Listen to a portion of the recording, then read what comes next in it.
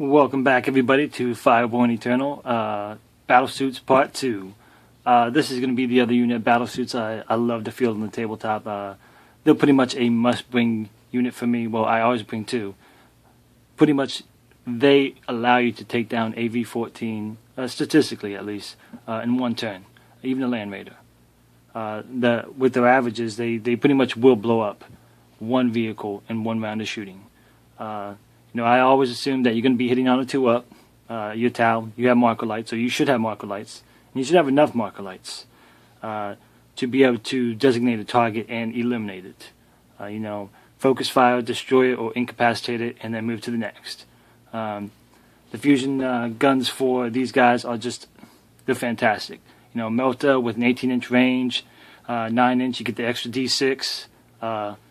They generally do against AV-14 3.61 hull points, and you have pretty much a chance for one. You're generally going to get one success for the explode. So think about that. That's definitely a nice thing to have in your army. You drop it down, they're generally going to blow up a vehicle. You go against back armor 10, and they're just going to wreck it. You figure it out. They're going to do like 5 hull points in the round. 1.5 successes for the explode. They wreck vehicles. Monstrous creatures, they can do some damage. Generally a lot of monstrous creatures nowadays all have, invulnerable saves, so they get the invulnerable saves against it. But, with strength 8, generally it's going to help out a lot. They're not near as effective against, monstrous creatures compared to like vehicles, but, they definitely do their job. Not to mention when people bring, some Lords of War's choices, they got a ton of hull points. These guys can drop down quite a few. You figure, let's just say that, the super heavy they have has armor 14. They got like 9 hull points. Well, these guys would generally do between like 3.6 to 5.6 hull points in the round of shooting. So 2 units of these guys would generally annihilate that thing. Take it out for good. And having the ability to do that consistently is just a great thing to have in your army. I always run 2 units of these guys because, when I deep strike them, because I always deep strike them, I want to make sure I can get one on turn 2. You have a 66% chance, so, I definitely want to double up on it because I try to rely on these guys coming in on turn 2 because, if I don't have that stopping power, generally they have things that can advance pretty fast. But the strength 8 AP1 is it's an amazing sight. I generally run them with 2 shield drones. You really don't want to run them with too many drones because the footprint gets bigger. The bigger the footprint, now you're looking at your scatters are even more dangerous. If it wasn't for the fact that I'd like these guys to have a little bit of protection, I'd drop the shield drones. But when it comes to return fire, you don't want some strength 8 popping all your suits off. They're not too expensive. They run about I think around 200 points the way I run them. They got the character in the squad, of course. That way they got the extra leadership.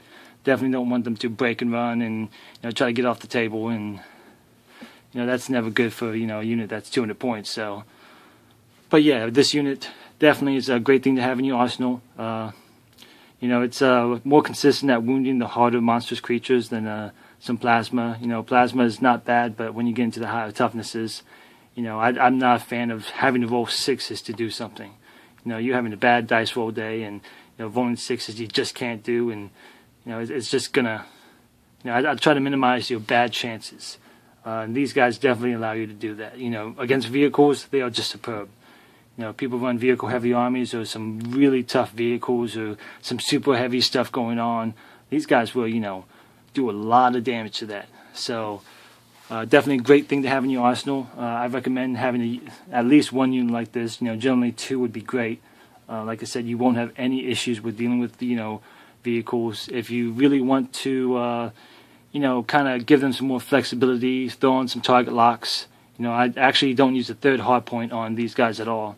I try to focus what their task is. The only other way I usually run them is I might throw a flame on each guy. That way, if they do get charged, they get a little extra hit. Some hits for, the oncoming unit coming in. Not to mention, kind of, if they don't have any hard targets to take care of, you can take the flamer, go after some infantry, burn them up, and they still have a nice threat against light infantry at that point. Having flamers running around.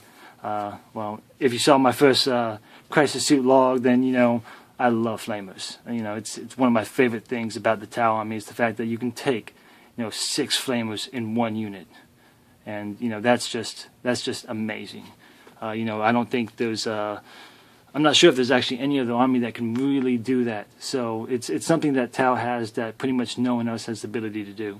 But yeah, these guys, like I said, might run them with target locks, or you could run them with a flamer as the 3rd hard point. My list is pretty tight, so since I have flamer units, I don't really throw them on these guys. I also run the missile pods, so I have ways to deal with the more medium targets that people run across, the toughness 5 or transport vehicles. So these guys generally go after the big nasty vehicles rolling across the table, or they'll help me focus fire down some of the monstrous creatures people bring.